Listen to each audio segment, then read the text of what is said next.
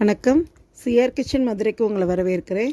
இன்றைக்கி நாம் காளான் ஃப்ரை செய்ய போகிறோம். அதுக்கு தேவையான பொருட்கள் என்னென்னு பார்க்கலாம் வாங்க. காளான் நான் 2 பாக்கெட் எடுத்து க்ளீன் பண்ணி இந்த மாதிரி நறுக்கி வச்சுருக்கேன்.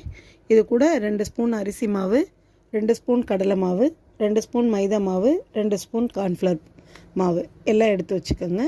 கொத்தமல்லி, கருவேப்பிலை, இஞ்சி பூண்டு பேஸ்ட், சிக்கன் 65 பொடி, தனி மிளகாத்தூள். வாங்க இதை எப்படி செய்யலான்னு பார்க்கலாம். ஒரு பாத்திரத்தில் நம்ம இந்த எல்லா மாவையும் எடுத்து போட்டுக்கோங்க.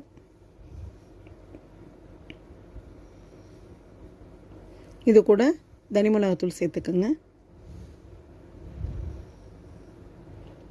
65 பொடியும் சேர்த்துக்கோங்க.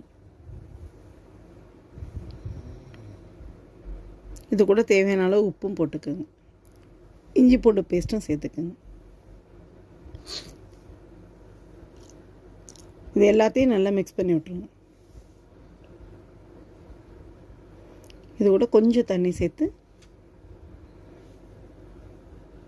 இந்த மாதிரி பேஸ்ட் மாதிரி இது பண்ணிக்கோங்க. இந்த அளவு பக்கம் வந்தோன்னே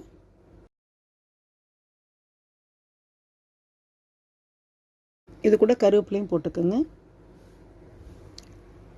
அந்த காளானையும் போட்டுக்கோங்க. எல்லாத்தையும் நல்லா மிக்ஸ் பண்ணி விட்டுருங்க.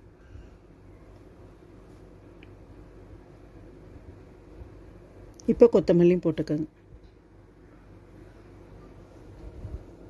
இப்போ பாத்திரத்தில் எண்ணெய் சூடானோன்னு ஒவ்வொரு பீஸாக எடுத்து இந்த மாதிரி போட்டுக்கோங்க.